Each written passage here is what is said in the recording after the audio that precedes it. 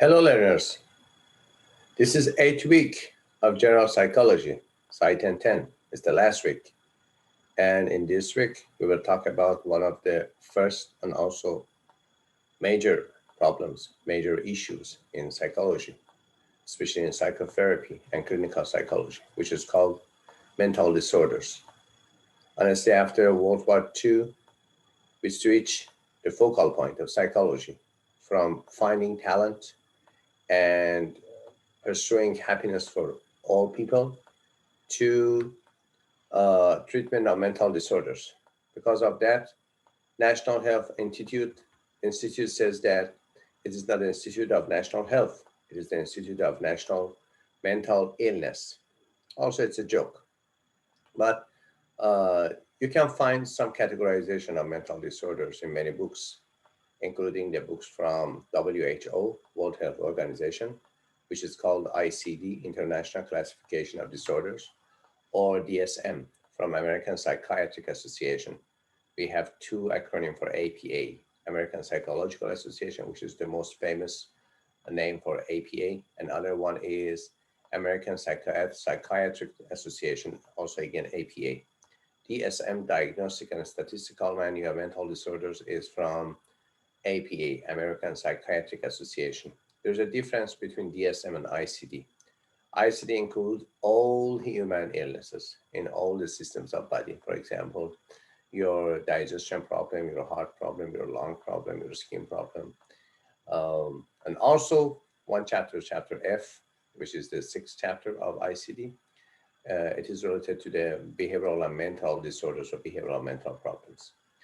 But DSM, Diagnostic and Statistical Manual of Mental Disorders, is specifically only for mental disorders because the founder and the experts who are working on DSM are from the field of psychology and psychiatry. Um, Many experts in different parts of the world use both of them. Some it is related to the insurance that accept which of them, but many insurance companies accept also the diagnostic code. Diagnostic code or diagnostic number is the number they specify for one specific mental disorder. Um, Near 16 to 17 categorization we have for different mental disorders, and about 300 mental disorders are categorized in these categorizations. The roots is from the America, also begins in 1952, the first version of ICD, and after that DSM. Now we have the 10 version of ICD, it is ICD-10, and the fifth version of DSM from 2013, and it is DSM-5. Also, it is not so related to the managerial science. I said that because I want you to know that there's a very basic scientific fundamental for mental disorders. It is not about the philosophy. It is not about even neuroscience. It is about neuropsychology, brain science, and also about the signs and symptoms, specifically about the symptoms of mental disorders. So the first question is, who is normal and who is abnormal? Let me share the PowerPoint with you. It's here. Chapter 10 is about psychological disorder. Uh, what is abnormal behavior? Abnormal behavior, behavior that causes people to experience distress and prevents them from functioning in their daily lives. It's very important to know about the symptoms, about the criteria for all mental problems, for all mental disorders. Because there is a difference between having traits or to be ill, to be mentally ill. All the traits, all the signs, all the symptoms that we can find in people with mental disorders, we can find also in healthy people. For example, uh, there's a personality disorder with the title of histrionic personality disorder. Histrionic personality disorder, people with this disorder want to show off their talents, their appearance, very fantastic talking and body language. So showing off with their body language, and also in dress, many colors. So you can see many handsome people with these traits. So are all the handsome people are histrionic personality disorder, people with histrionic personality disorder? No. It's about duration, time duration, severity, distress, and dysfunction.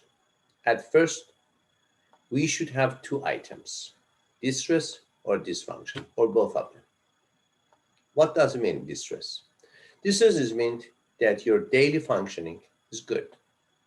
You go to job, to work, sport, sex, occupation, education, interpersonal, everything is relatively good, but you don't have any feeling good about your life. You feel a lot of anxiety in yourself. You feel a lot of depression in yourself. Sometimes you have some sleep disorders. You are not happy. It is distress. Distress is it is about your feeling. Distress is not objective, it's subjective. You cannot show other people your distress. And we cannot see your distress. It is not observable. It is about your feeling. On the other hand, sometimes you don't have any interest to do anything, or you are some very, very aggressive, or you want to have, for example, many sexual relationships, or some change in your eating behaviors and other things. In those areas, your functioning reduced. Your functioning is not so good, it's not so proper. It is called dysfunctioning. We have four main important areas of functioning: educational functioning, occupational functioning, social functioning, and interpersonal functioning. Some book says that these are the main important areas of function. Any dysfunction in these important areas of functioning will end to dysfunction. Any dysfunction. So you say sometimes says, I don't know what other people are talking about me. I don't have any problem. I feel good. Why not? But I don't want to go, for example, to job. I don't want to have a good educational level, which is not so important, the social prestige. Okay, it's their problem, not my problem. When you hear these words from someone who is at the lowest level of functioning relative to the previous life, relative to the, for example, last year, you see that your brother is not at the same level of functioning that he was, for example, last year. You see, hey brother, what's the problem?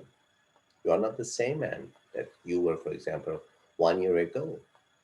You're going to job, your education, your interpersonal relationship, your social behaviors is not at the expected level of somebody like you.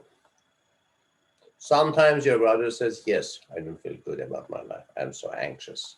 I feel anger about my life and other bad emotions. And sometimes says, no, it's your thought, it's your mind, it's your problem. I'm the same man. It's called dysfunction. These two criteria are very important for the basic all types of mental disorders, diagnosis of all types of mental disorders.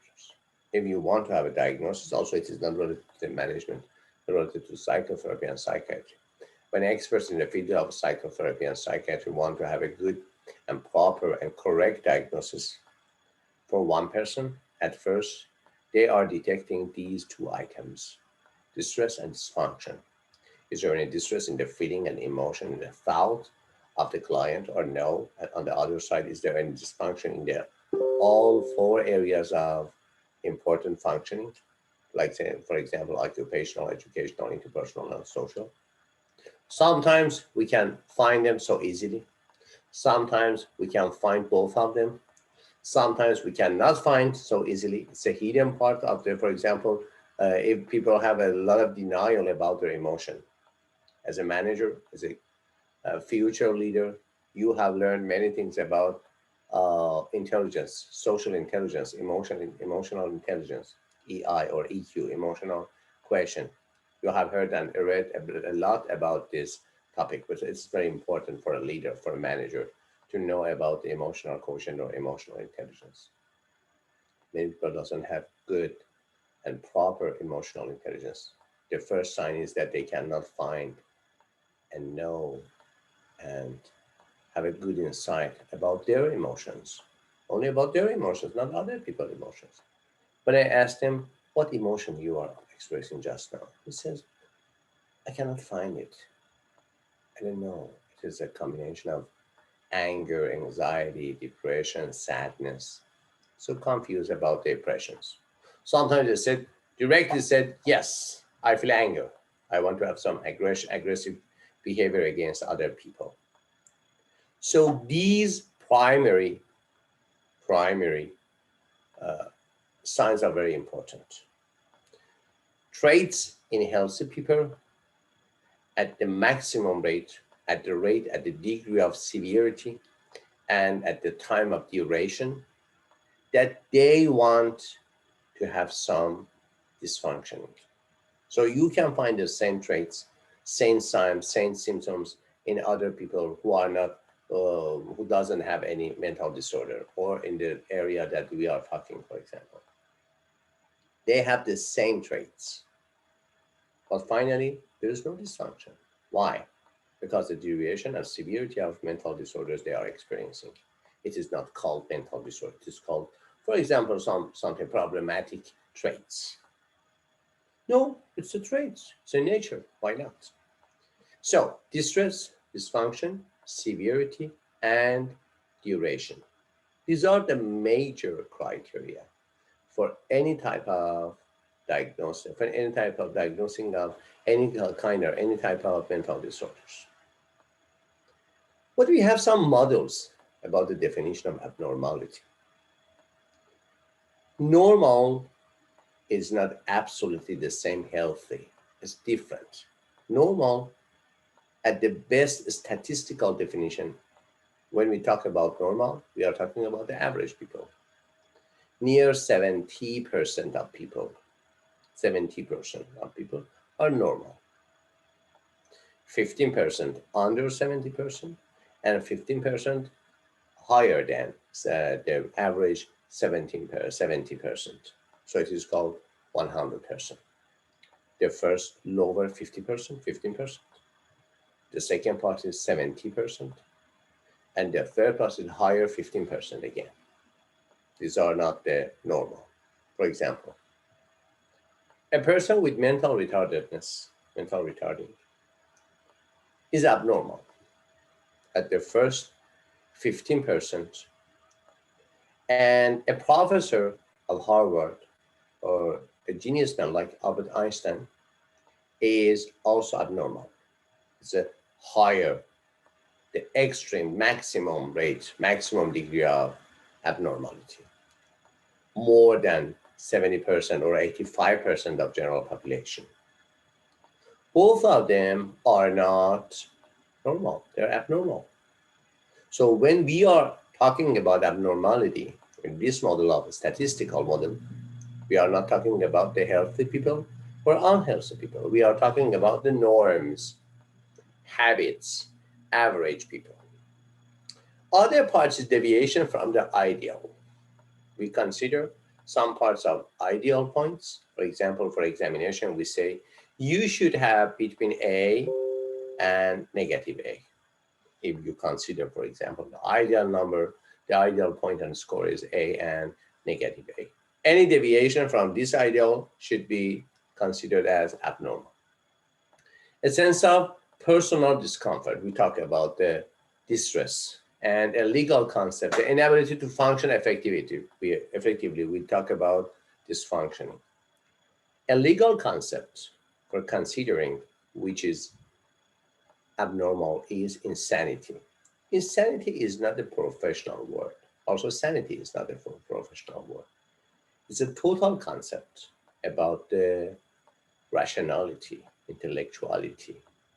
For example, there's a book by Alfred Korzybski, so-called Science and Sanity, 1923. It's a very old book, but very good about the concepts in our mind. Or There's another book about the social psychology and society and modern line with the title of Sane Society. Sane and insane, sanity and insanity are not the professional word. Also, wisdom and wise man are not so professional.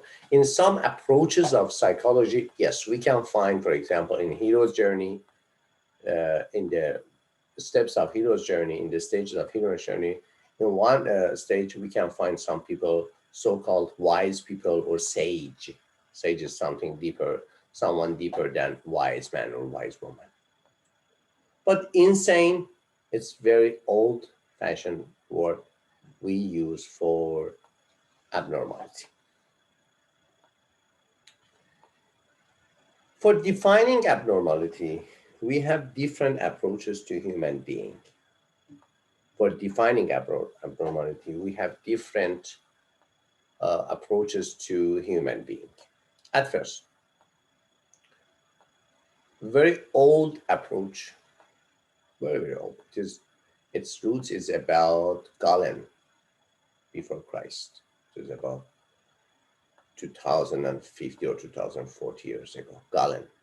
Galen says that you are a body and all types of disorders, including physical, physiological disorders, and mental disorders, are related to your nature of body and harmonization between different components of your body.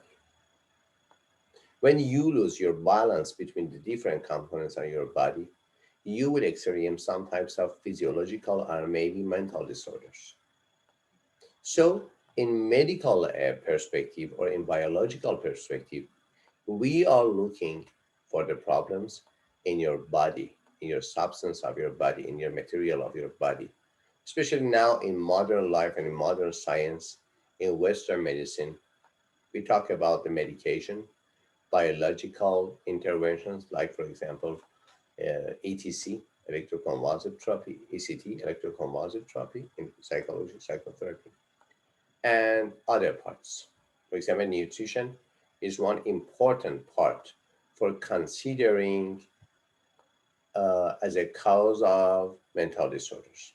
So description in medical perspective to abnormality, to mental disorders is assumes that the physiological causes are at the root of psychological disorder.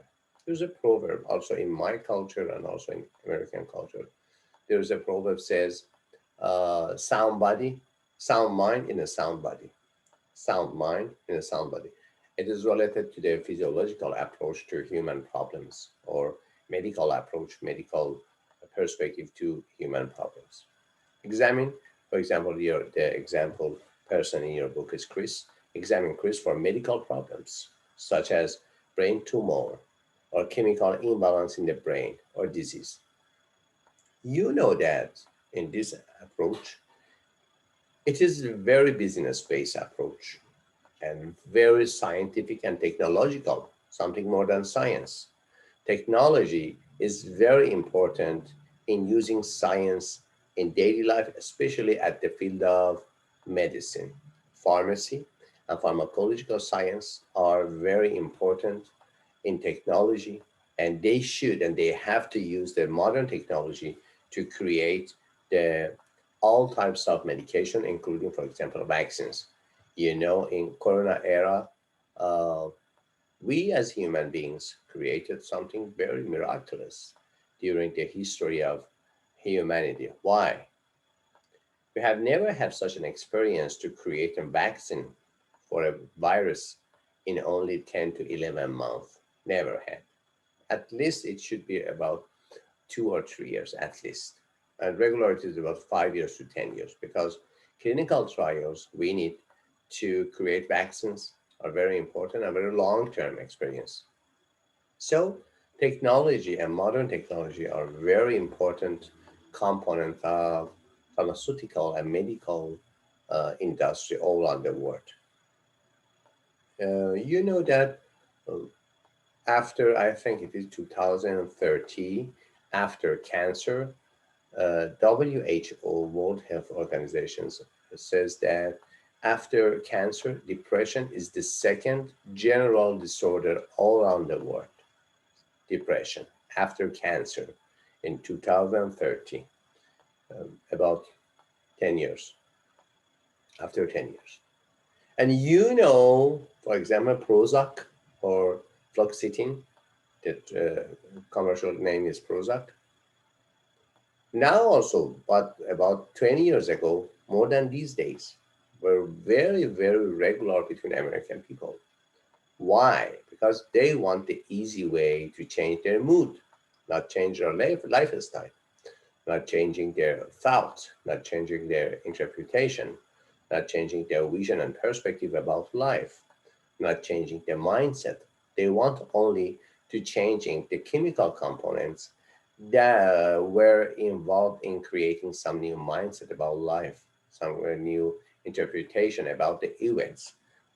Not honestly rationality, it is about the basic chemical basics of creating some types of healthy and sometimes only flat rationality. Flat mood, nothing can make me happy and nothing can make me um, sad.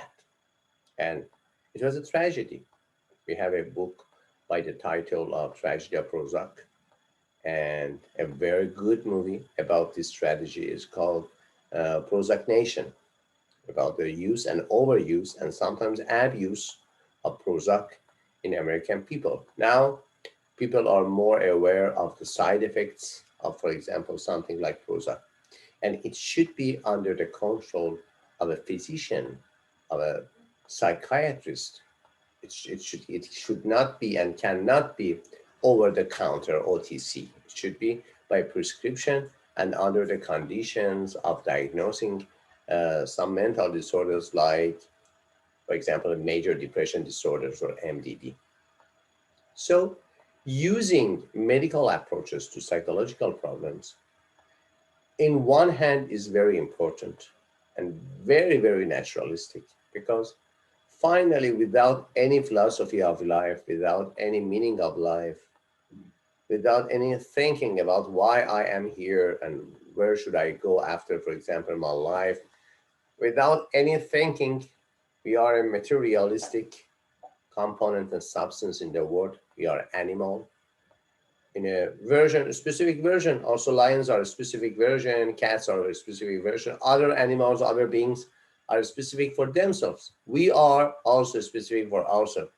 But it seems that we are the only being on the earth that cannot adapt naturally to the nature because of thinking, because of interpretation, and other manipulation we do in the nature.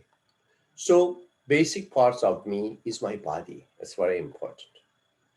But I am not only a body. I think and I love to be something more than a body.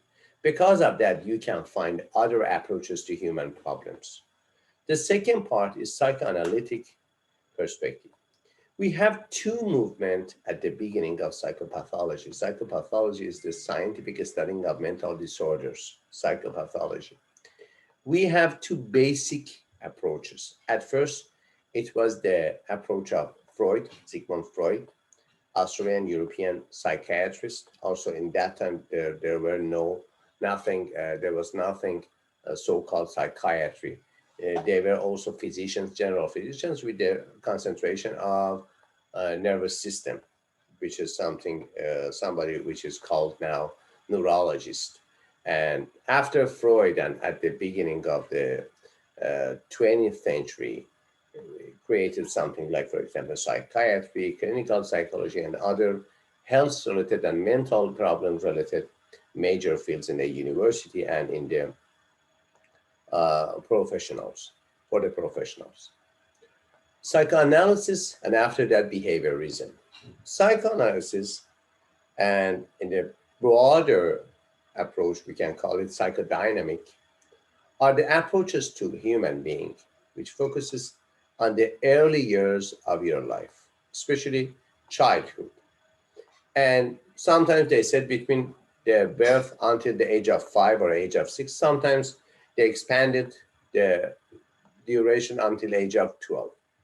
Finally, we are talking about the major effects of primary years in human personality. It is called psychoanalytic perspective. Argue that psychological disorders stem from childhood conflicts. For example, at the case of Chris, seek out information about child's past, considering possible childhood conflicts. Some words are key words in psychoanalysis. At first, it is defense mechanisms. Defense mechanisms are very important to approach to human being about the effects of childhood, maybe good childhood, maybe bad childhood, in the remain years, in the residual years of the life after, for example, age of 12, or sometimes after age of 16. And psychodynamic and social psychology, some parts are so deeper than psychoanalysis. Psychoanalysis is the only one part of psychodynamic approach. Psychoanalysis is the approach of Sigmund Freud. In opposition of psychoanalysis, at the beginning of 20th centuries, many psychologists says, what is science? What is chemistry? What is physics? What is, for example, medicine? They said, these are the observable science and measurable science. So when we are talking about science, we are talking about something observable and measurable.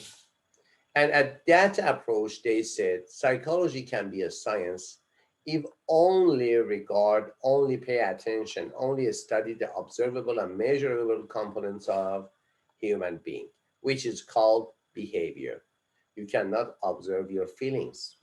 You can observe the sign and symptoms and side effects of your feeling, but you cannot observe your feeling. Aggression is not a feeling. Aggression is the action after the feeling of anger. Your feeling is anger. Your feeling is not aggression. But you cannot see my anger. You can see my aggressive behaviors, or about happiness, or about sadness, or about grief and other feelings and emotions inside you. You cannot find and see and observe. Also at the beginning of the 20th century, now in the beginning of the 21st century, we can observe not directly, but indirectly we can observe your emotions. We have many goods and many tools for observing. And also about measurability. For example, you can measure water if you want to use it water for physics or for chemistry. You can use it. But finally, sorry, you cannot measure your mind. You cannot measure your feelings. You cannot measure your thought. You cannot measure your love or hate with the physical instruments, with the physical tools that, for example, you can use in physics, in chemistry, in medicine.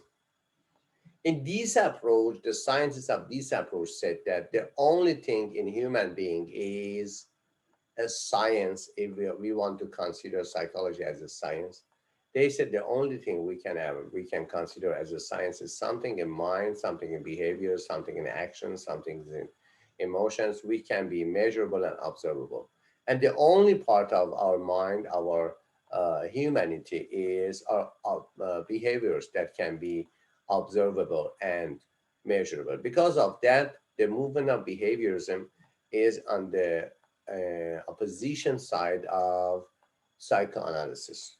Only behaviors. And also the keywords in behaviorism established by J. Watson in 1920 and continue with B.F. Skinner at the 70s, at the decades of 70s, are about behaviorism, behavior modification, behavior therapy, and about learning, conditioning, classical conditioning, and apparent conditioning. And finally, it is about social learning and reinforcement and reward and extinction and other specific words they use in behaviorism, behavior modification, and behavioral change. And sometimes it is called behavior therapy. So until these points, we have three approaches.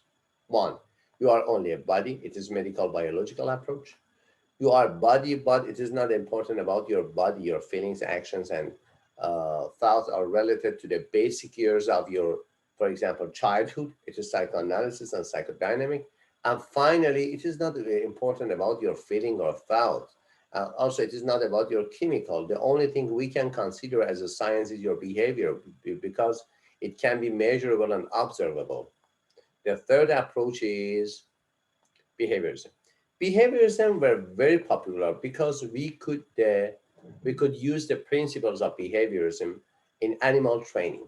So sometimes behaviorism and behavior therapy and behavior not therapy in behavioral change and modification is called animal psychology, because the same principles of creating some types of learning in human beings, we can use them in circus for animals and other beings at the higher cortical functioning, like us, like other mammals.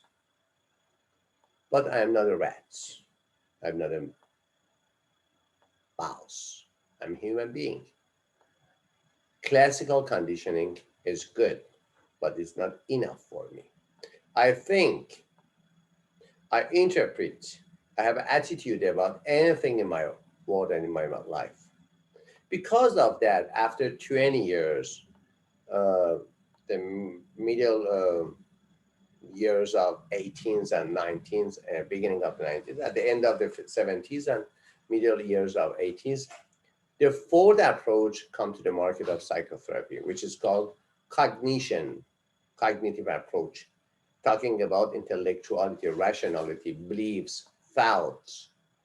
It is about your logic and your reasoning, emotional reasoning, logical reasoning. It's about your thinking and rational abilities. Because of that, the keywords in these approaches something like we talk about rational beliefs, irrational beliefs, and mental mindset and cognitive distortions. There's a very good book with the title of I Feel Good by uh, David Burns. Also, it's not a new book, it's about 30 years ago, but very, very good book. I Feel Good. And I Feel Good is about your cognitive distortion. I Feel Good, yeah. Sorry, Feeling Good.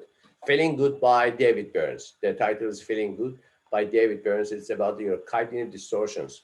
What are the mind errors that you can do about interpretation of the world around you, about the environment, about yourself, for example, overgeneralization, catastrophization, mind reading, and other things that between 8 to 10 cognitive distortion or mind errors that usually we use in daily life as a general population, as regular people, but we don't know.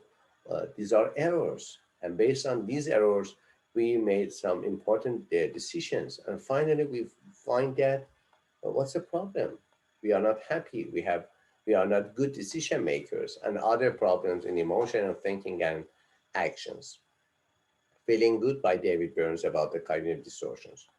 The major persons in cognitive therapy and cognitive approach to human being are also in three approaches. One, cognitive psychology. It is not about the therapy. It is not about the treatment. It is about the finding scientific base and facts about the how you think. Like, for example, developmental cognitive development theory by John Piaget, or cognitive psychology. The second part is their similarity and differences between the human beings' brain, how brain works, and robots and artificial intelligence. It is called cognitive neuroscience and cognitive science, not cognitive psychology. It's about the foundation and also applicable components of using cognition in human beings in other animals or other intelligence, especially artificial intelligence. The third part is about the therapy, which is called cognitive therapy by um, Dr. Aaron Beck from England. And in America, we had also, rest in peace, we had Albert Ellis for rational emotive, REBT, rational emotive behavioral therapy, and other many other people, especially in America, cognitive therapy is very good.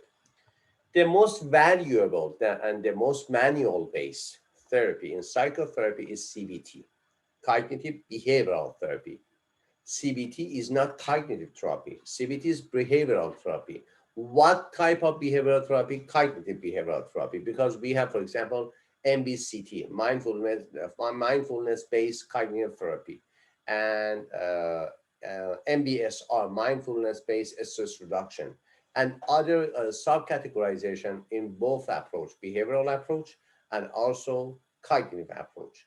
CBT is the most famous treatment, psychological treatment within general population people, and also between the experts in the field. But it is not the last and the best. It is the most famous because uh, we have very good manuals for treatment based on CBT, cognitive behavioral therapy. At the end of the, not at the end, at the middle of the war between America and Vietnam, at the end of the 60s and beginning of 70s, one approach created in psychology that they said, yes, it is very good. I have some problem from my childhood, it's psychoanalysis. And maybe I have some, for example, dopamine deficiency in my body. It is about the medical approach. Yes, I know I have bad habits, sometimes good habits about the behavior approach. And finally, I know that I have some deficiency in my thinking, in my interpretation. Okay, but what about love? What about poem? What about history? What about humanity? What about hate? What about war? What about God? What about religion? What about my deep spiritual or non spiritual feelings and thinking? There are some specific features for human being.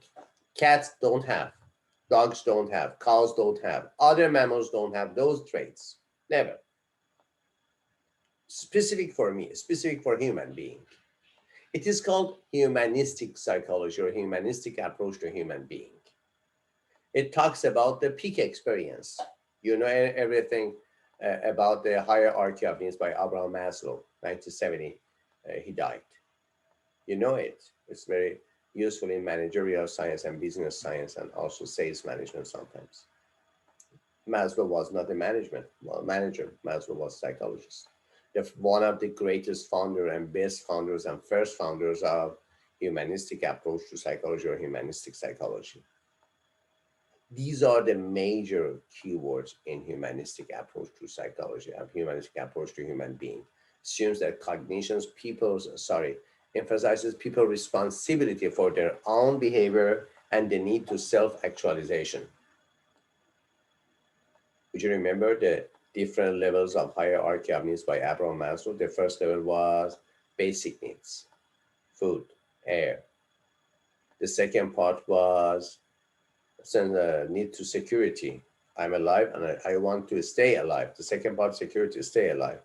Third part, I am not alone. I'm a social being. Need for love and belongingness. And the fourth level is yes, I'm alive, I'm staying alive, and I love some people, I don't love other people, and have some relationship. But what about myself? It's the fourth level is self-esteem.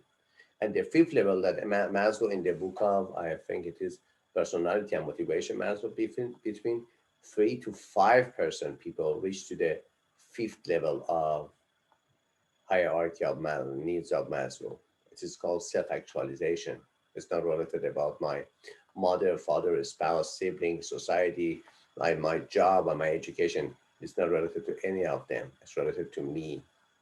I want to actualize myself. I want to create some actions, some observable manifestation of my talents. It's not related to our society, to my family. And also, and only 3 to 5% of people can reach this level. It is self-actualization, self-fulfillment. For example, these are the concepts of humanistic approach to psychology. And the next one is sociocultural perspective, which is relatively new. Before September 11, we considered that all human beings have 3 dimensions. One, biological dimension, we talk about it. Two, psychological dimension. And three, social dimension. So we said a person is multidimensional people, biopsychosocial. After September 11, the fourth approach, the fourth dimension um, became so important and added. Sometimes it is called spiritual dimension, sometimes it is called moral dimension, sometimes it is called cultural dimension. It is not about the only what we can see in your body or you what you can find in yourself as your emotional, psychological components of yourself, and also it is not about your interpersonal or social relationship with other people. It is about the meaning of life. It is about the deep parts of life, which is called sometimes moral approach, sometimes cultural approach, sometimes it is called a spiritual approach. Now we know that also now we know before Corona era because the psychologist has added something new to a human being dimensions. Now we know absolutely we have four dimensions. We are a bio, psycho, socio, spiritual, or bio, psycho, socio, cultural, or a bio, psycho, socio, moral being on the earth. It's assumed that behavior is shaped by family, society, and culture. It talks about the social learning by Albert Bandra in Stanford, and in the British Columbia, University of British Columbia in Canada, UBC. He coined two phrases in psychology, two major phrases in psychology. At first, it is self-efficacy by Bandra, the judgment about your importance, about your role in your success in the life. It is self-efficacy. And the second part is social learning or observational learning from the edits you can find around yourself, from the masters you can find around yourself, from your father, from your mother, from your family members, from your society.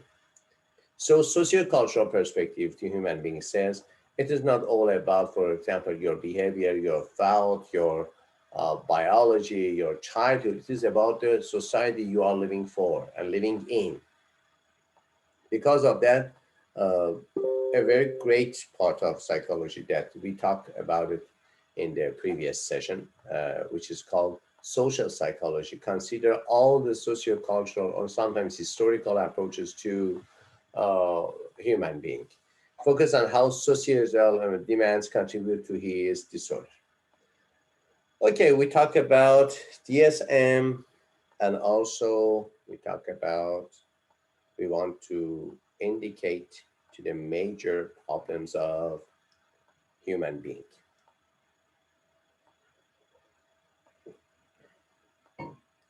In different categorization of mental disorders, as I said to you, by DSM or ICD, we have, for example, these categorization: childhood disorders or uh, disorders from early childhood, for example, mental retarded as a child, or some autistic spectrum disorders. And the next chapter is about substance related disorders or substance abuse disorders. Next chapter is anxiety disorders. Next chapter, mood disorders including two types of disorders: bipolar mood disorders and unipolar mood disorders. Unipolar mood disorder is only about depression. When you feel only depression, it is called unipolar mood depression. That has some subcategorization, like, for example, major depressive disorder, MDD, or minor depressive disorder, or depression after pregnancy, which is called postpartum depression, and other types of depression. But the patient only feels depression,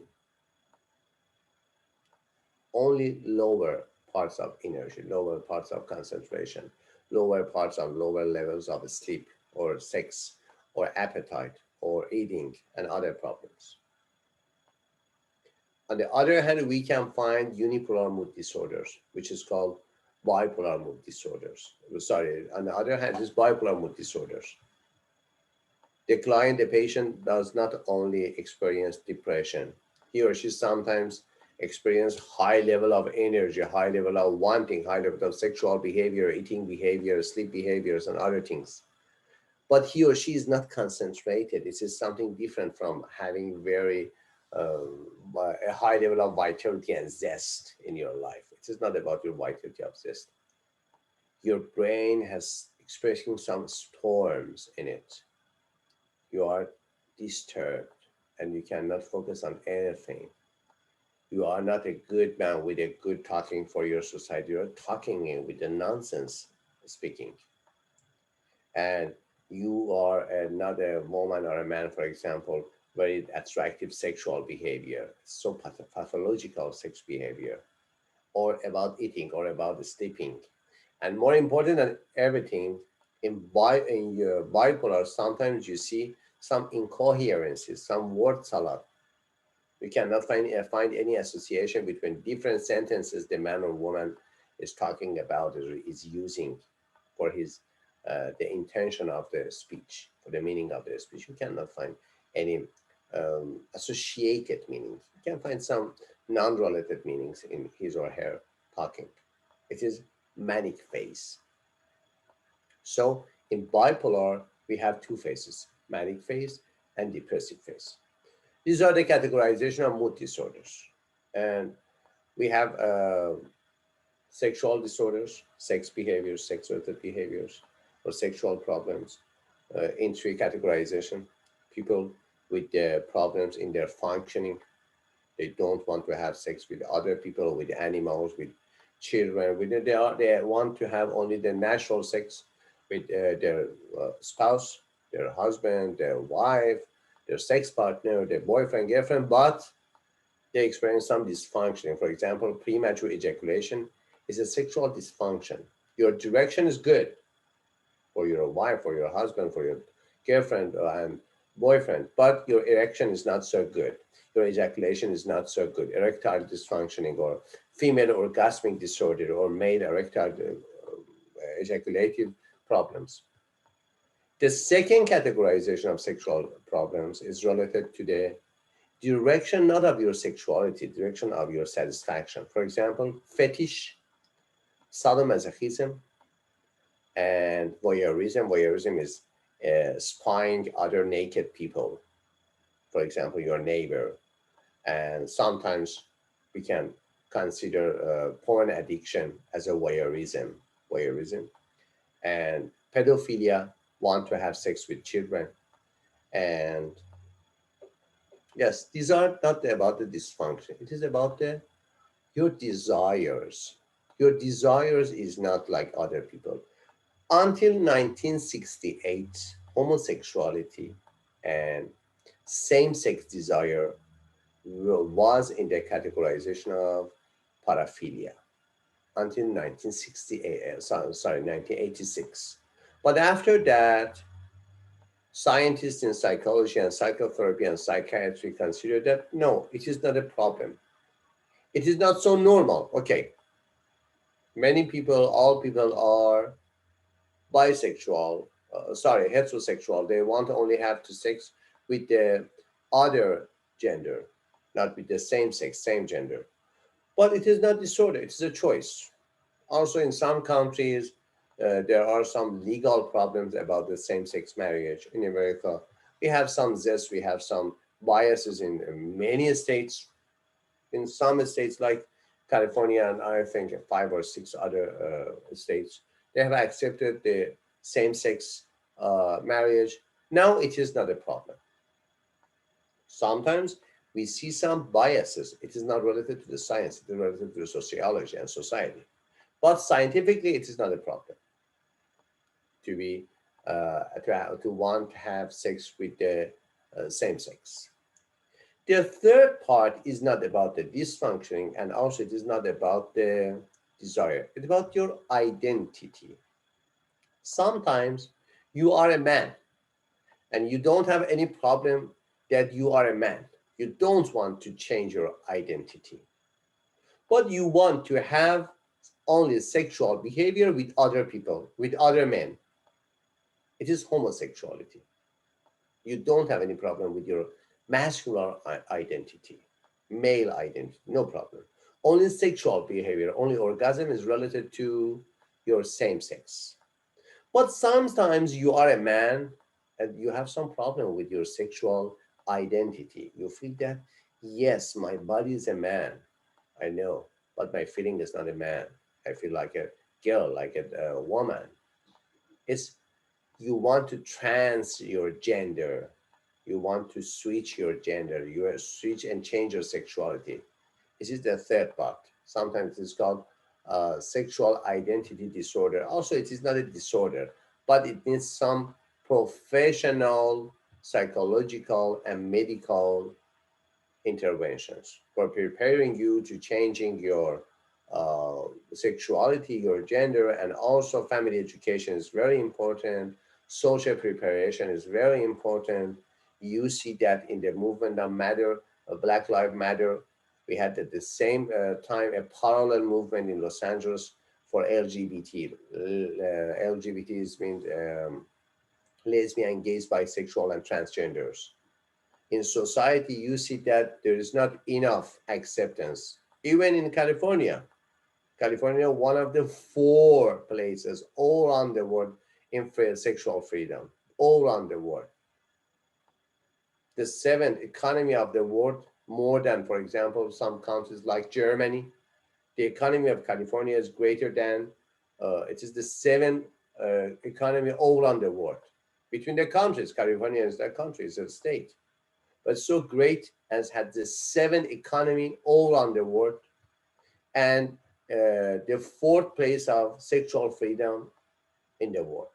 Even in California, you see that at the same time with the protests for Black Lives Matter, we have many parallel protests for LGBT rights. It's, what does it say to us? You go to San Francisco and you see the very high level and luxury street for LGBTs. Why not? They want to have a congressman or congresswoman.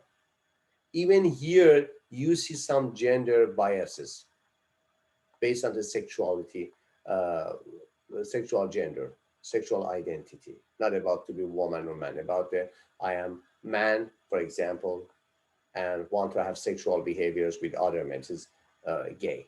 Or I'm a woman, but I don't have any problem with identity as a woman, but my sexual behavior is related to other women, and other women. I am not heterosex, I am homosex. So sometimes I think, for example, somebody's think that, yes, I'm a man, but I like to have sex with women and with men. It's just bisexual. Sometimes, yes, I'm a man, I'm a woman, but I don't have any comfortable feeling about my sexual identity. It's just called transgender. So it needs a lot of preparation in society, in the world, to acceptance, the differences in sexual identity.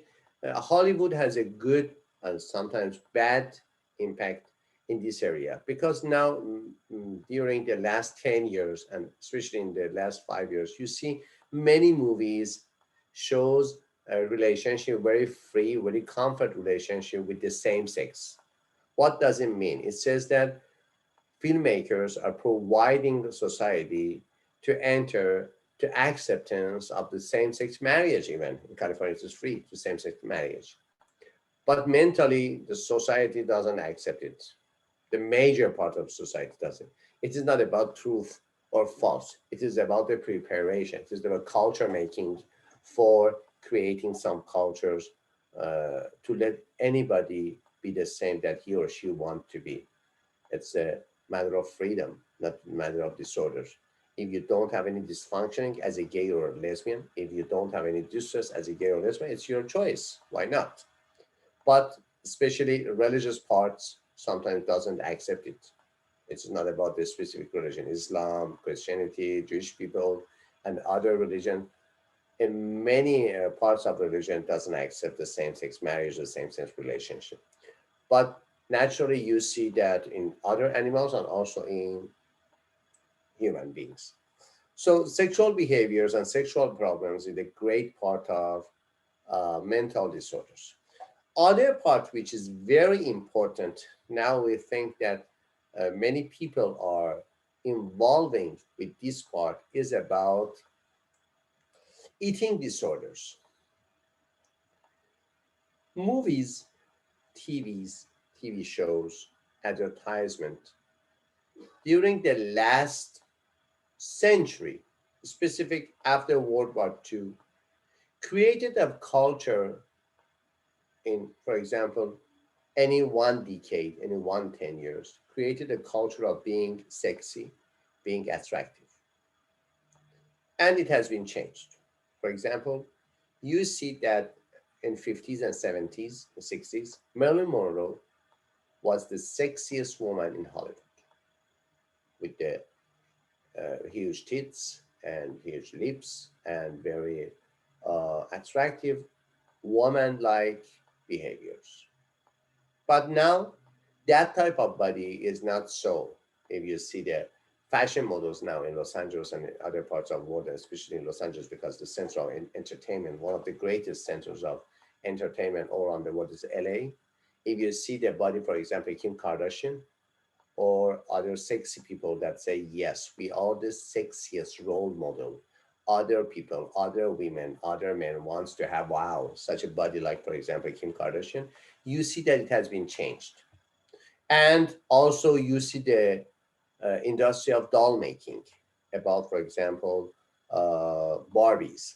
Barbies created a culture of who is sexy, who is attractive, who is the best body, what is the best body for a woman, and sometimes for men. Because of this, many problems in eating has created.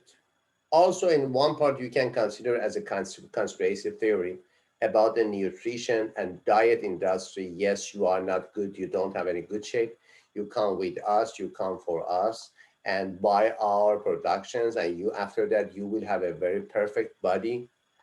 One part is about the business. Yes, it is about advertisement. They create their culture for selling their products all around the world, not only in America, not in the capitalistic approach and economy, all around the world. You see that gyms and going to gyms and fitness is one of the greatest industry, greatest businesses all around the world, especially in America. One aspect is about the from business aspects. They create, they push ourselves to accept their models of, for example, being attractive, being handsome. Also in medicine, for example, you see that we have plastic surgery. Plastic surgery, sometimes it's about person with, for example, injuries. But other parts, it's not plastic surgery, it is cosmetic surgery. Cosmetic surgery. Why?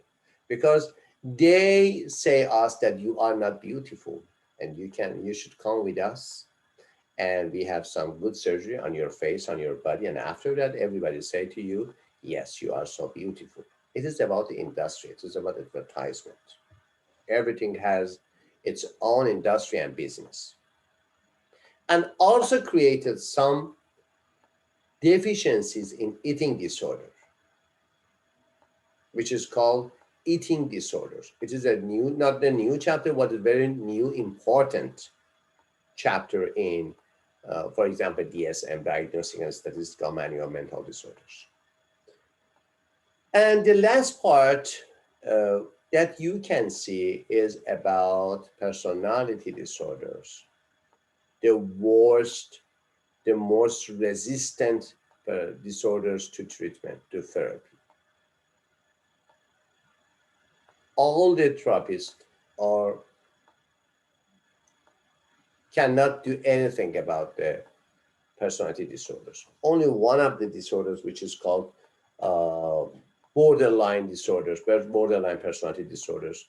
Only in that personality, in the last 20 years, we have a treatment so-called DBT, dialectic behavioral therapy, by Marshall Linehan.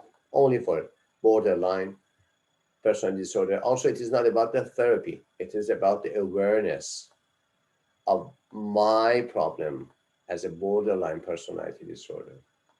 Only awareness and observe my problem, not solving my problem.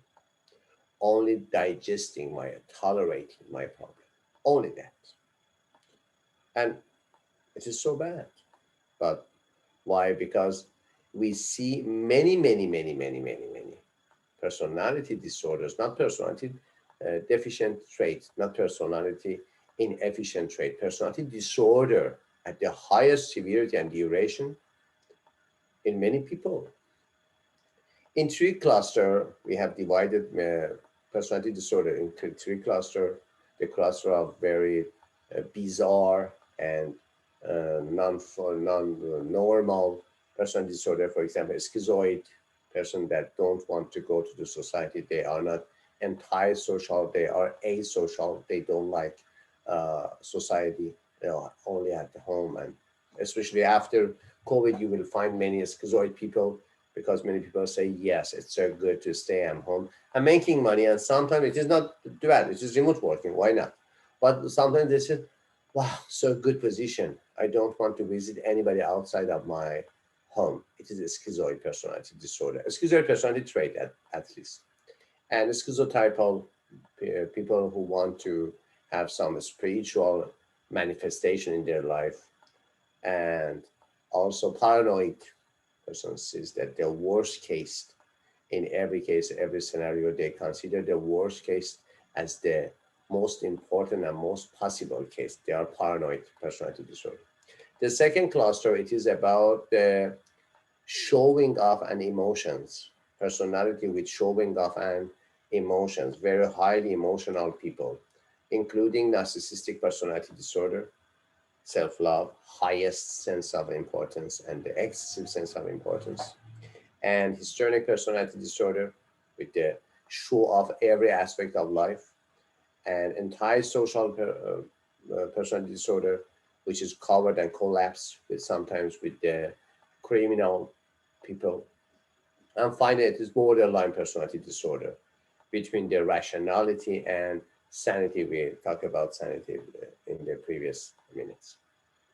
And the final and third cluster, it is about people who had no good functioning. For example, dependent personality disorder, or obsessive compulsive personality disorder, or aggressive, passive aggressive personality disorder. You can find many personality disorder problems in general population, many of them. Why? In yourself, in other people. Why? Because it's a personality. What is the major sign of personality disorder? When you have depression, you go to visit a doctor, a physician, a psychiatrist, a clinical psychologist, and say, Doctor, um, I don't have any good feeling about my life. Then I cry. I think about suicide. My concentration is so poor in these days, and I have some sleep problems, some eating problems, some sexual problems. I don't have any energy for doing my regular life things. I feel fatigue. And something like this. You say that I am aware of my problems. You are egotistic. You don't love your problems.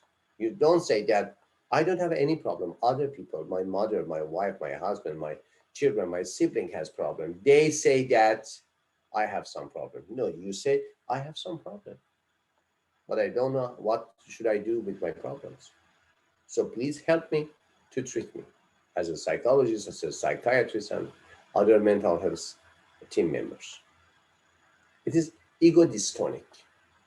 Many problems are ego dystonic. Anxiety disorder. You go to say to doctor or to your therapist that I feel anxiety about my life. I don't know what's the roots and what's the sources and what the causes of my anxiety.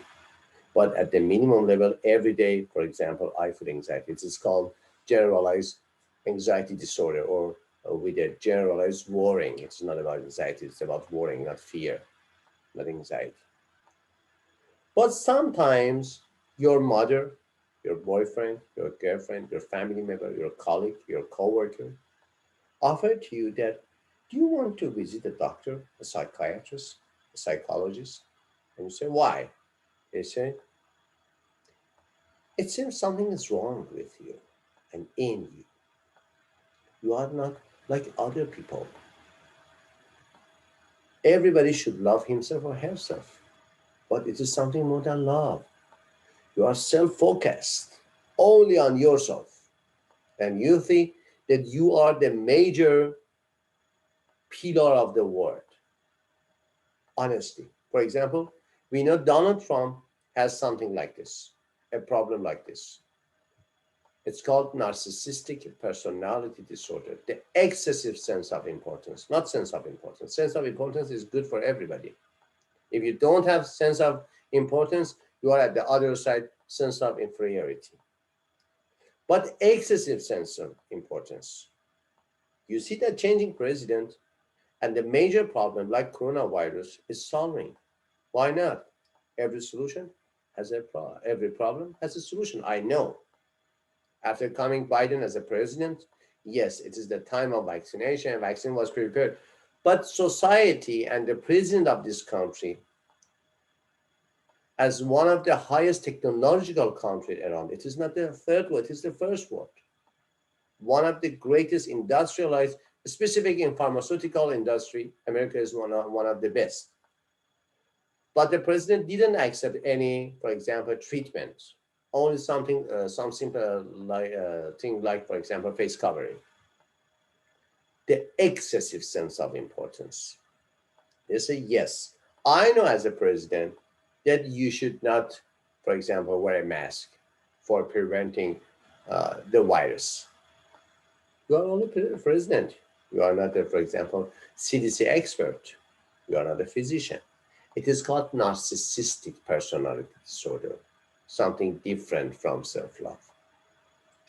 Other disorder that psychologists, clinical psychologists, and personality psychologists says that Donald Trump had was histrionic personality disorder. Many behaviors with showing off. Also in America, it is not important to have psychological problems. It is not good or it is not bad. It is freedom of speech.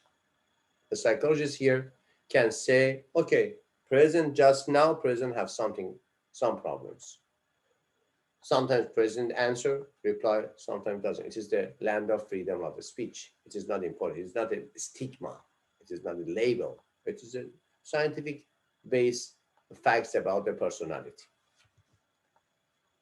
And now you see, for example, someone with a higher intelligence. Donald Trump was very, very intelligent man, very intelligent man, and ambitious man about the future, but with some psychological problems. Okay, the ending of the story is not so good. The ending of the story. Many people are followers. Why not? It's a land of freedom. You can choose anybody to follow. Why not? But the ending of story, the end of the story is not so good. It's not so wisely. At the same time, America became the number one, not about the mortality rate, about the rating for accepting coronavirus. It's not good for a rich and industrialized country like America. Why? It is not only about the virus, it is some part about the conspiracy theory. Also, some politician says, and one great part is that who is the manager of this disorder? Who is the manager of handling, for example, coronavirus? Changing the manager, changing the discipline, changing the approach, and changing the action, and changing the results. Now you see that after April 19, President Biden said every American citizen, every American resident, everybody who lives in America, legal, illegal, anybody over the age of 16 can go and get vaccinated. Why? Because it is the richest country around the world with the highest industrialized. But the preparation of society also now is not so good. Many people here in America, especially in California, says, no, I don't want to get vaccinated. Why? Because of conspiracy theory. We've said that, for example, one of the managers of Microsoft has said, yes, we want to have some chips in the body of people. Okay, I don't know it's a story or not, but you maybe die from vaccination, from auto-vaccination, from coronavirus. It's that part that you can see as a manager, as a leader, that psychological problems, specifically personality psychological problems, personality disorders, can be harmful in all aspects of social life and other parts of life. In second part, we want to talk about, we want to talk about the treatments.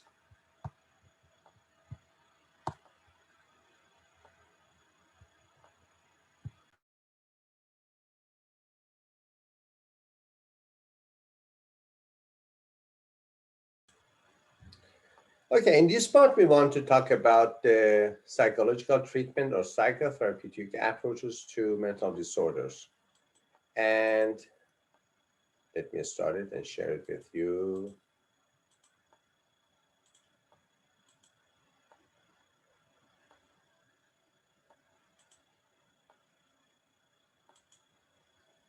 We talk about the approaches in biological approaches, behavioral approaches, psychoanalytic approaches, cognitive approaches, humanistic approaches, and sometimes it is called phenomenological approaches, which is about the mental experience of the disorders or signs and symptoms in your body and in your mind.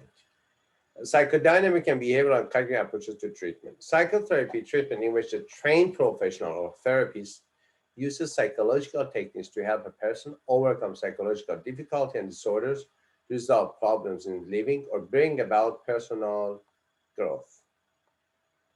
Mental health team include 5 professionals, 5 experts. At first, psychiatrist, a physician, a doctor, with emphasis on psychological problems.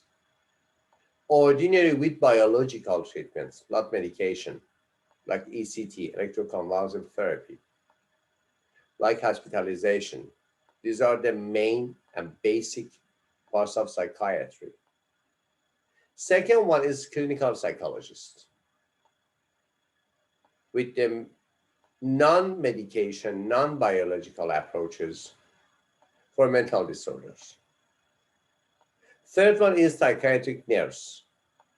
Psychiatric nurse is the major member in hospitals because only psychiatrists have some interview and medication and order and prescription for the for patients. And psychiatric nurses is someone who 24 hours a week, also in different shifts, should consider the correct medication and monitor the behaviors, changing in behavior. Sometimes it's good news, sometimes it's bad news about the behavioral change in the patients in hospital. The fourth one is social workers. Social workers are persons who want to know about the environmental aspects of mental disorders, also family education, also job, occupation, education. And these are the major mental health team membership: psychologists, psychiatrists, psychiatric nurse, and social workers. But we have to, for helping people with, also not with mental disorder, with problems, we have 3 approaches. One, using a psychotherapist, which is usually called therapist. 2, using consultant, counseling psychologists, counselors or consultants. And third, it is now also a new branch or new approach to not treatment, also coaching and mentorship is not treatment, because I have done both of them, psychotherapist and now coaching. Coaching and mentorship is not about problems. It is about growing from the 0 point to upper levels, not from the down lower levels to 0 points. But when you are in lower levels and want to come up to reach the 0 points, it's the functioning of psychotherapy or counseling. But when you want at any level that you want to grow up and having some positive aspect, experiencing some positive aspects of your life, having and getting and gaining some positive habits and positive mindset. It's about coaching and mentorship. Also, I think as a psychotherapist, I think that you should have a good knowledge of psychological problems if you want to to be a good coach. Why? Because if you don't know anything about the positive aspects of your client, or he or she is not your patient, he or she is your client. If you don't know anything about the psychological problems, your interventions, your guidance can lead him or her to a catastrophic position. For example, if someone has uh, bipolar mood disorder, and you want to have a good motivational speaking for him or her, he is or he has bipolar mood disorder, talented to go upper and upper, which is called manic phase. And you want to bring and push him up and up and up. It is not growing. It is entering to manic phase, and with the, for example, suicidal attempts, suicidal ideation.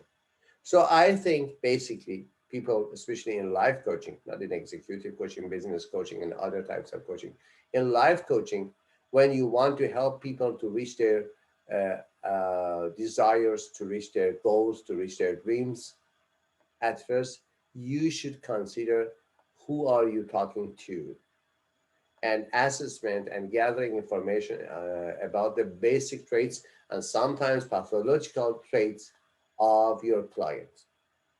So, psychotherapy and biomedical therapy, it is about the psychiatric. You have medication and biological. Now we have biological intervention. Now we have bioenergetic, for example, intervention in psychology and psychotherapy.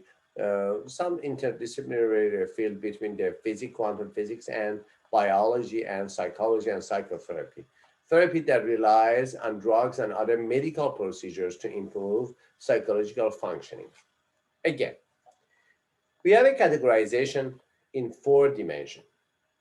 We have 2 types of disorders: physiological disorders or physical disorder about your body, about your somatic disorders about your body, and mental disorders, mental problems. And also, we have 2 types of treatments, 2 types of interventions: biological intervention, everything related to your chemistry. It is medication, it is electroconvulsive therapy, even sport, even changing your diet, everything which is related to your biological situation of your body, it is called physiological intervention. The second part, it is your psychological intervention, everything related to your mindset, to your emotions, to your thinking, to your actions, to your behaviors. So we have 4 types of problems and interventions. So finally, 4 types of experts. So 4 types of professionals. One, someone who uses biological treatments for physiological problems. He or she is called a physician, a doctor. Someone who uses biological treatments for physiological problem. He or she is called a doctor. Someone who uses biological treatment for mental disorders, not for physiological disorder. He or she is called psychiatrist. Also, psychiatry is a specific branch of general physician. I know psychiatrists are physician, but a specific physician, a specialist, an expert in behavioral knowledge. So we have at first physicians. Second, psychiatrist. Psychiatrist is someone who can use biological interventions for physiological problems, for mental problems or psychological problems. Third one, someone who uses psychological interventions for psychological problems. He or she is called clinical psychologist. Clinical psychologist is someone who can use psychological interventions for psychological problems.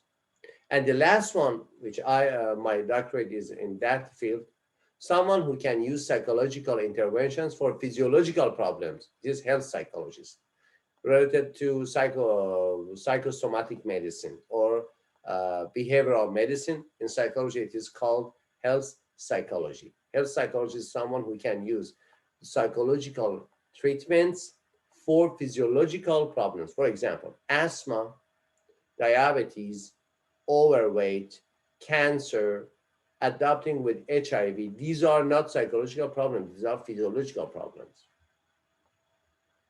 If you are someone with diabetes, it is not psychological.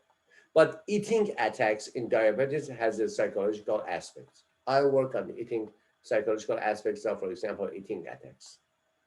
Asthmatic attacks, many stresses, many bad mental conditions can lead finally to asthmatic attacks. I work as a health psychologist on that, on those psychological aspects of psychological intervention, for example, relaxation or meditation, or adjusting with the end stage of cancer, preparing someone to facing with death. It is the 5th stage of cancer, the ending stage, the end stage. We have a very specific field in health psychology is so-called psycho-oncology. Psycho-oncology is the psychologists who work on the psychological aspects of experiencing and facing with cancer in three sides. One, patient with cancer. Two, family education, free cancer survivors. So people who has experienced cancer but they haven't died. They are survivors. We work with all these three aspects of cancer: family education, people with cancer, cancer patient, and cancer survivors. These are the psychological aspects of physiological problems, body problems, not psychological problems. If you work with psychological problems from psychological aspects, you are a clinical psychologist. If you work on physiological problems with psychological aspects, you are health psychologist. If you work on psychological problems with physiological approach, you are a psychiatrist. And finally, if you work on the physiological problems with this physiological or biological approach, you are a physician. You're a doctor. Okay. The first approach to therapy was psychodynamic.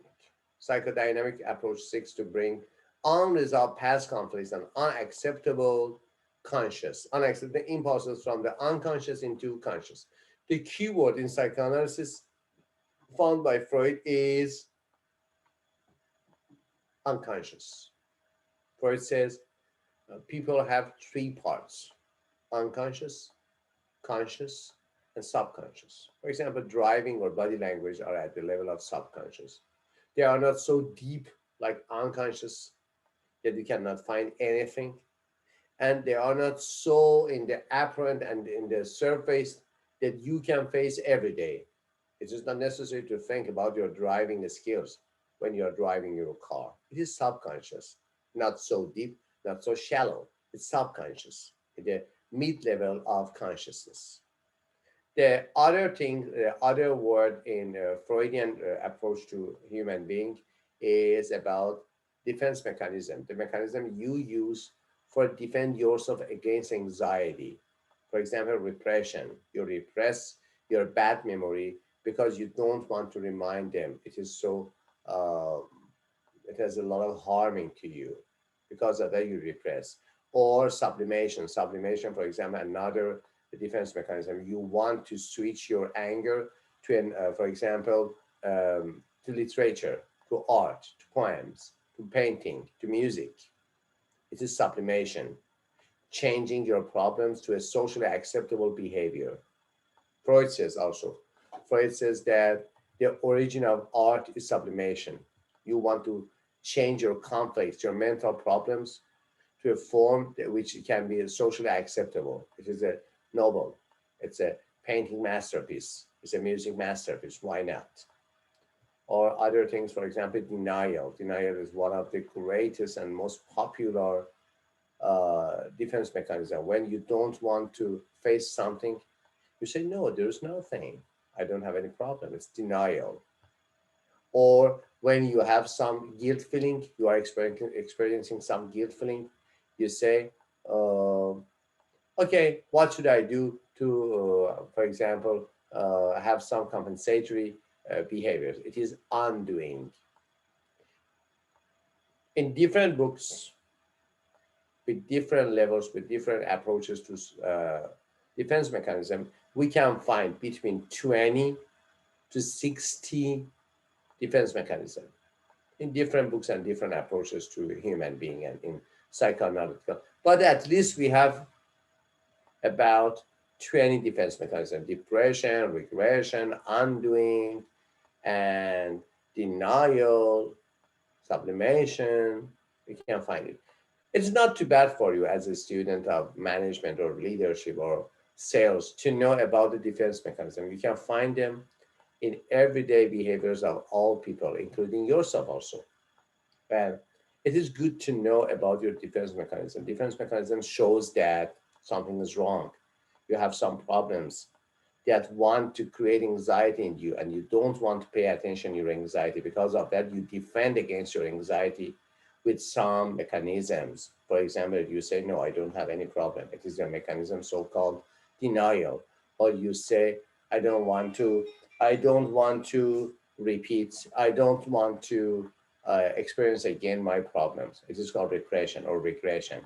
Wow, such a good days I had when I was an adolescent, for example. It is regression, going back to the good years of last times, and because escaping of bad times of present moment, bad experience of it is called regression. Defense mechanisms are very important part and very important components of psychoanalytic approach to human being. Very important. And up to now, it is near at least 100 years, 1 century at least. From the beginning of these approaches, as psychoanalytic and psychodynamic approaches to human being and human problems, after 1 century, some concepts not only uh, hasn't changed, but also many new items have been added to those concepts. For example, in defense mechanism. The other things that Freud talked about in psychopathology, the roots of mental disorders, is about 3 levels of consciousness. It is unconsciousness, subconsciousness, and consciousness.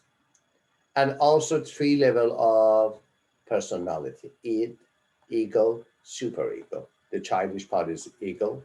The calculator and reality testing part is, sorry, the childish part is id. It's based on the principle of instinct, principle of pleasure. It works only like a child. Child only work on the principle of pleasure. They only want to enjoy everything.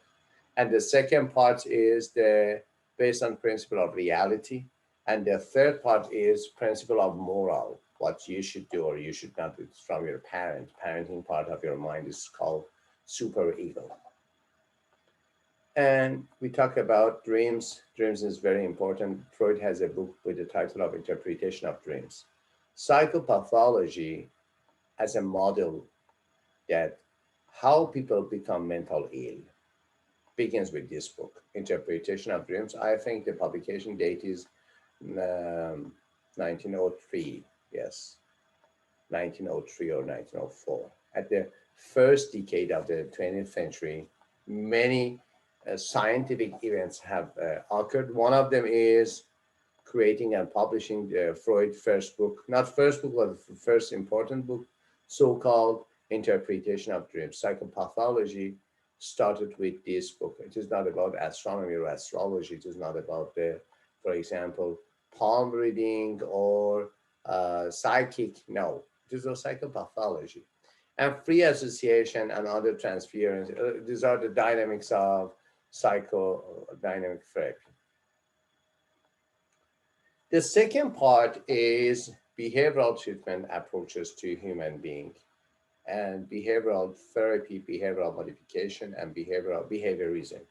Started with J.B. Watson at the 1920, and see the movie, not the movie, see the video in YouTube about little Albert. Little Albert was a child that J.B. Watson and his mother worked to create fear in that child. And after that, uh, desensitization that fear in that child, destroying that fear in that child based on the behaviorism approaches.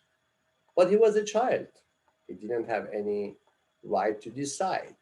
So when he became 20 years age, 20 years old, he went to court and make a lawsuit against his mother and J.B. Watson that they have abused me.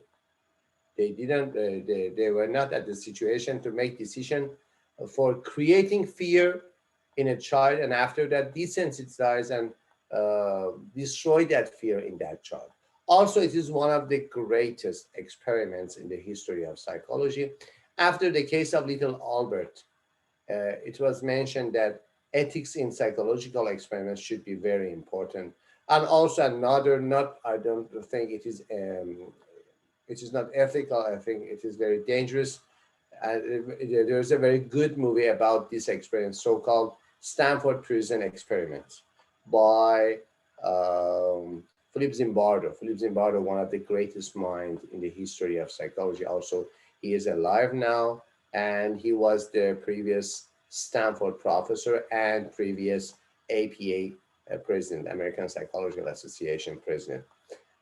He designed and conducted. Also, it was not ended. Before ending the research was stopped by the government because it had many side effects. Also, it was an experiment. It was not a real story. It was experiment. Everybody know about his or her role in the experiment. But after starting the experiments, the conducting of experiment was so hard. It is called the Stanford prison experiment. There's a movie, I think, 2013, about this experiment. We have many approaches in behaviorism. For example, treatment of fear, treatment of phobia, irrational fears, irrational and recurrent, out of control fears are called phobia. And shaping behavior in other people, especially in animals and other people. And there is a movie. It's called. I think it is. I forgot the name of the movie. Uh, Clockwise Orange or something like this by Stanley Kubrick. Stanley Kubrick is the director. It is about behaviorism. How can we shape or change other people's, especially criminal or entire social people, based on the basic principles of shaping behavior, learning, conditioning, classical conditioning, punishment, reward, reinforcement, extinction. These are the major concepts of behavioral approach to shaping behavior. It is like shaping your muscles, and you hire a coach to shaping your behavior. For example, flooding, for example, for OCD, obsessive compulsive disorder, uh, immediate flooding, immediate confronting with something that you have many irrational fears about it, or sometimes obsession about it. Token economy, upper conditioning, contingency control, and observational learning, which is based on modeling by, I talked to you, by uh, one of the professors of Albert Bandura, modeling and social learning. And cognitive approach, as we talked, it is about your learning, change the way people think. Incorporate basic principles of learning to change the way people think. If you only work on the cognition, on the beliefs, on the thinking, mindset, it is only cognitive therapy. If you know, incorporate basic principles of learning to change the way people think. You use the methodology of behaviorism or behavior modification or behavior therapy to change the way of thinking, to change the beliefs, to change the mindset. It is called CBT or cognitive behavioral approach or therapy. Other one is REBT, first RET, rational RT, rational therapy. And after that, Albert Ellis added the components of emotion, became rational emotive therapy, RET. And finally, uh, it became REBT, rational emotive behavior therapy, one of the greatest, most effective treatment for psychological problems, especially in counseling and coaching. REBC and REBC again, rational emotive behavioral counseling, rational emotive behavioral coaching, and rational emotive behavioral therapy. Attempts to restore a person's belief system into a more realistic, rational, logical set of views by challenging dysfunctional beliefs. Rational beliefs and dysfunctional beliefs are the greatest keywords in rational emotive behavior therapy that maintain irrational behavior. And also cognitive therapy by Aaron T. Beck.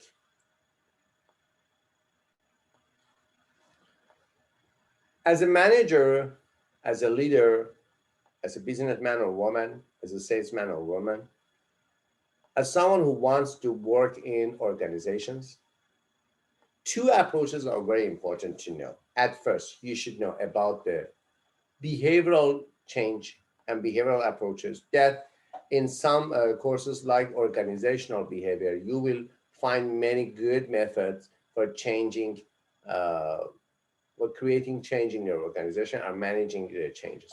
And the second one is humanistic approach, especially in peak experience in positive psychology, we can find many good applicable, very applicable methods to use in their organizations.